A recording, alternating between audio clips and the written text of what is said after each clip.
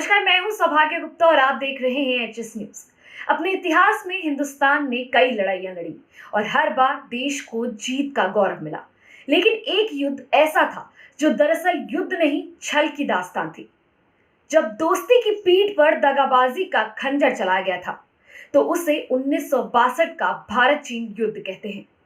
तब दोस्ती का भरोसा हिंदुस्तान का था, विश्वासघात का खंजर चीन का। उस युद्ध में हार से ज्यादा अपमान का लहू निकला था। 1962 की वो तबाही को कौन भूल सकता है जो चीन ने बरपाई। लेकिन उसके साथ ही हिंदुस्तान ने याद रखा एक सबक कि दोबारा 1962 जैसी नौबत ना आए। लद्दाख में सीमा विवाद के मुद्दे को लेकर भारत और चीन के बीच तनातनी के बाद भले ही बातचीत का दौर शुरू हो गया है, लेकिन चीन फिर भी अपनी हरकतों से बाज नहीं आ रहा है।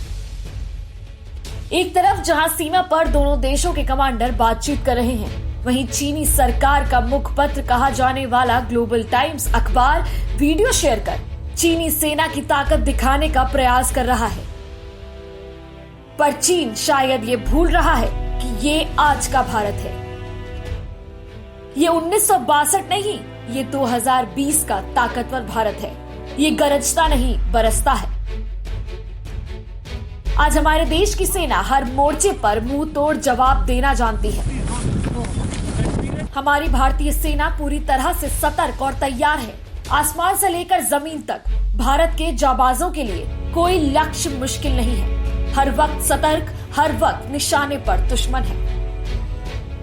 आकाश में कलाबाजी करते सुखोई विमान और ड्रोन भारतीय जवानों की आंखें हैं जो दुश्मनों के नापाक इरादे मिनटों में खाक कर देंगे। हर मुसीबत से आंख में आंख मिलाते हुए भारतीय जवान चीन को जवाब देने की तैयारी में है। ये तो पूरी दुनिया भी मानती है कि अमेरिका और इजराइल के बाद अगर कोई देश है जो अपनी सीमाओं की रक्षा करने में समर्थ है तो वो भारत है। पीपल्स लिबरेशन आर्मी यानी पीएलए के युद्धाभ्यास के बहाने भारत को धमकाने की कोशिश पर भारतीय सेना के पूर्व अध्यक्ष जनरल बिक्रम सिंह का कहना है कि दुनिया भर में अपने बर्ताव और कोरोना वायरस को लेकर घिरा चीन दरअसल भारत को तनाव के हालात पैदा करके संदेश देना चाहता है। डराने धमकाने का चीन का पुराना रवैया रहा है और वो इस बार भी ऐसा ही कर रहा है, खासकर तब जब वो बाकी दुनिया को अपने खिलाफ खड़ा देख रहा है। हालांकि उसे भी अच्छी तरह से पता है कि भारतीय सेना 1962 के बाद से कहीं ज्यादा ताकतवर हो चुकी है। ये कोई पहली बार नहीं है जब पूर्वी लद्दाख में दोनों पक्षों के बीच कड़वाहट भरी टकराव हुई हो। साल 2017 में 73 दिन चले डोकलाम गतिरोध के बाद ये दोनों देशों के बीच पैदा हुआ सबसे तल्ख मसला है। अब की बार इसकी चिंगारी मई की शुरुआत में तब सुलगी जब लद्दाख के पेंगोंग त्सो इलाके में दोनों पक्ष के सैनिक हिंसक संघर्ष में उलझ गए। कुछ दिन बाद सिक्किम के नाथुला में भिड़ंत की खबरें सामने आई।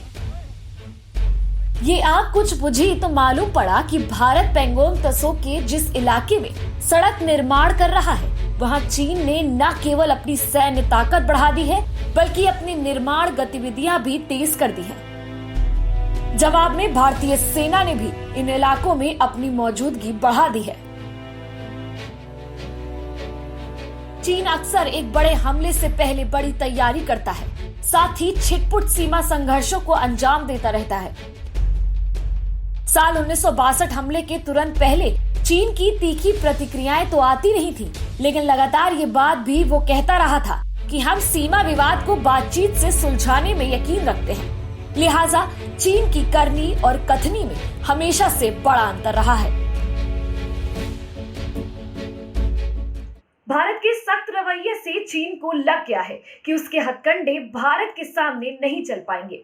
कुल मिलाकर कहें तो चीन को ये अच्छी तरह अंदाजा लग गया है कि भारत सामरिक ही नहीं, कूटनीतिक मामले में भी चीन पर भारी है। यानी चीन से निपटने के लिए भारत हर मोर्चे पर तैयार है। हमारा वीडियो पसंद आया हो तो इसे लाइक, शेयर, कमेंट जरूर करें और हमारे चैनल को भी जरूर सब्सक्राइब करें। देश और दुनिया से जुड़ी सभी प्रमुख खबरों के लिए हमारे चैनल को सब्सक्राइब करें और लेटेस्ट वीडियो पाने के लिए बेल आइकन को जरूर दबाएं। साथ ही हमारे वीडियो को लाइक और शेयर करना ना भूलें।